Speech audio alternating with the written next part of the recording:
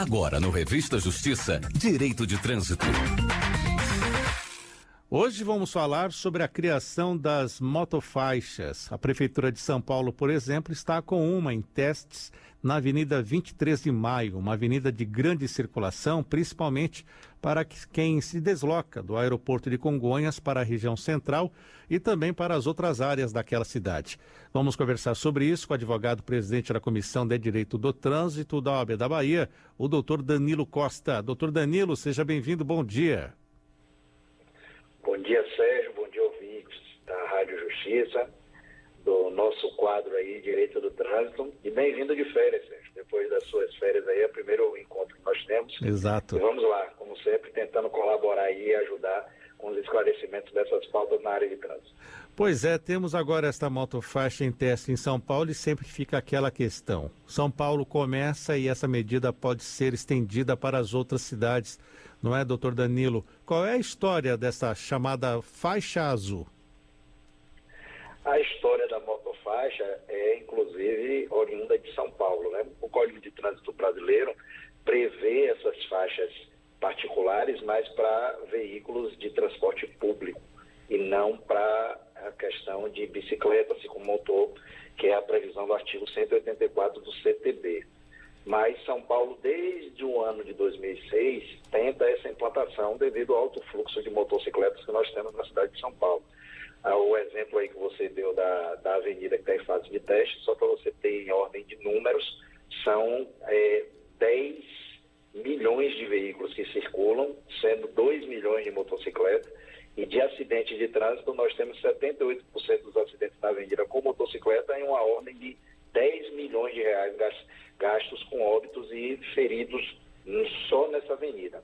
Então, desde 2006 que São Paulo requereu uma autorização especial ao CONTRAN para fazer o uso de sinalizações verticais e horizontais, trazendo uma faixa exclusiva para o trânsito de motocicleta. Isso perdurou em 2006, foi a 2010 e a 2012, mas nunca tivemos essa medida nem obedecida, nem realmente implantada pelo governo de São Paulo. Mas agora nós estamos tendo aí uma nova chance, uma nova visão para tentar realmente minimizar esses impactos aí e pacificar o trânsito, né, que é o mais importante. E os dados, então, que levaram a essa decisão de São Paulo criar essa motofaixa? O senhor já falou do tráfego. Muito carro circula por ali, as motos também. Na verdade, nós temos, Sérgio, hoje uma necessidade tremenda de harmonizar, pacificar o trânsito. Nós temos um nome em inglês que é o Traffic Calming, que é exatamente o convívio nas vias dos vários modais, bicicleta, moto, veículo e transporte público. E a gente tem aqui nessa motofaixa, nessa faixa azul, um pilar do Traffic Calming, que é exatamente a convivência harmônica entre os modais veículo e motocicleta. Isso tudo foi oriundo, obviamente, de estudos técnicos. São Paulo tem realmente suas vias bem monitoradas e contabilizadas, e como eu tinha dito antes, nós temos aí um índice altíssimo de circulação de veículos, sendo ela a maioria as motocicletas, e nessa avenida em especial que foi escolhida, nós temos 78% dos acidentes com motociclistas. Nós sabemos que nossa economia hoje, ela anda sobre duas rodas, principalmente na grande metrópole da gente, que é a cidade de São Paulo. Então a gente precisa realmente avaliar e estudar mecanismos que pacifiquem e minimizem esses impactos no trânsito, porque o acidente, além de trazer esses impactos na vida, que é o mais importante, nós temos impactos financeiros e na vida do cidadão, porque um acidente de trânsito a gente sabe que causam aqueles congestionamentos quilométricos e que cada vez são contabilizados como recordes na cidade de São Paulo. Doutor Danilo, existe legalidade nessa implantação? A prefeitura pode tomar esse tipo de iniciativa e criar uma faixa exclusiva para motos ou não? Na verdade, para nós especialistas no trânsito, é uma verdadeira aula essa necessidade e verificação da legalidade da motofaixa. Então nós temos, como eu falei anteriormente, o CTB no seu artigo 184, prevendo faixas exclusivas só para questões de caminhão, carros, ônibus e transporte público. mas esse artigo 184, em qualquer outra alteração na regulamentação de trânsito, tem que haver o órgão competente para legislar e regulamentar a via. E nesse caso, esse órgão competente é o CONTRAN, que é o Conselho Nacional de Trânsito. E a cidade de São Paulo, desde 2006, vem pedindo autorizações para testes.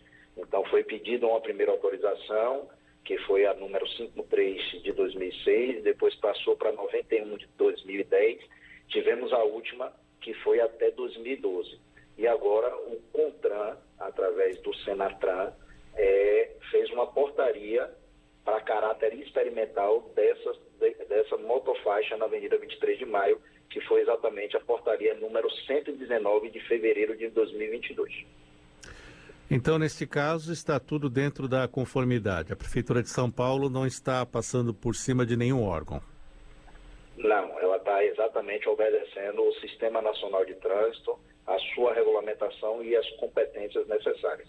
Importante frisar a questão de que, em caráter experimental, esses dados e os relatórios sobre análises e avaliações que estão sendo feitas devem ser repassados ao Senatran, para que aí sim a gente possa ter uma regulamentação definitiva ou até uma alteração legislativa e fazendo constar essas motofaixas no CTB, que, na nossa opinião, é muito melhor porque traz segurança jurídica para qualquer procedimento que seja feito por algum estado ou prefeitura.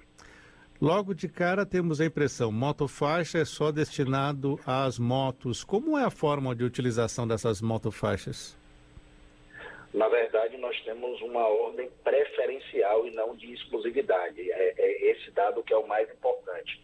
Então, nos momentos de alto fluxos, que isso é que vão ser estudados e analisados, essa motofaixa ela fica exclusiva para as motocicletas transitarem. Em outros momentos, essas faixas podem sim ser utilizadas por veículos.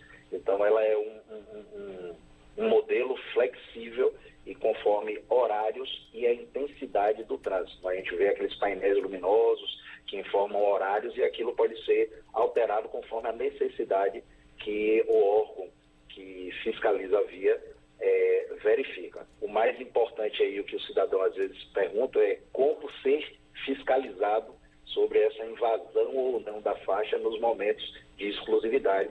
E a gente sabe que hoje nós temos um Big Brother na área de trânsito, que é a mesma fiscalização que é feita nas faixas exclusivas para ônibus, transporte público, táxi, que tem muito em São Paulo, que são aquelas câmeras, e que se você for flagrado transitando naquela faixa exclusiva, aí sim você vai poder ser autuado, mas nessa fase experimental não temos ainda a questão da autuação. É um experimento mesmo de convivência entre os dois modais aí, com essa exclusividade em horários da via a ser utilizadas por motociclistas. E quem fiscaliza, nesse caso, o uso desta motofaixa, então, já que a princípio não temos multas nem autuações? Não, na verdade o CET, que é a Companhia de Engenharia de Tráfego do município de São Paulo, ela está monitorando através de câmeras, drones dos seus fiscais o comportamento da utilização, e como há um desconhecimento e às vezes até uma empatia do cidadão, quando ele vê, e foi muito publicizado, a motofaixa, ele tenta ao máximo respeitar esse espaço. É o que nós também, na rodada de amigos especialistas na área do trânsito, sempre falamos, né?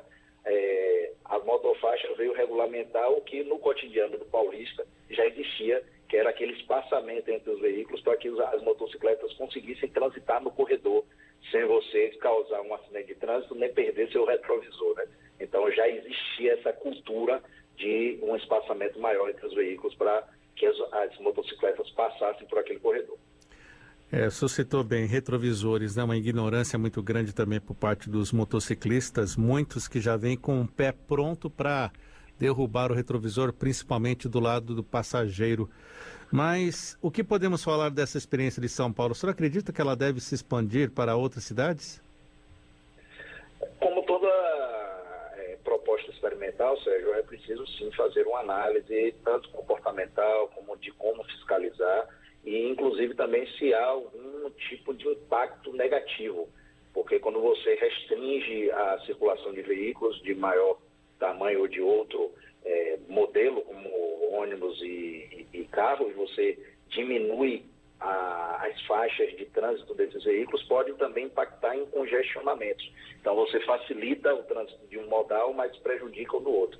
Então, nada mais justo do que o que está sendo feito realmente pela Prefeitura de São Paulo com a validação do Senatran, que é experimentar e a gente verificar antes de que seja implantado.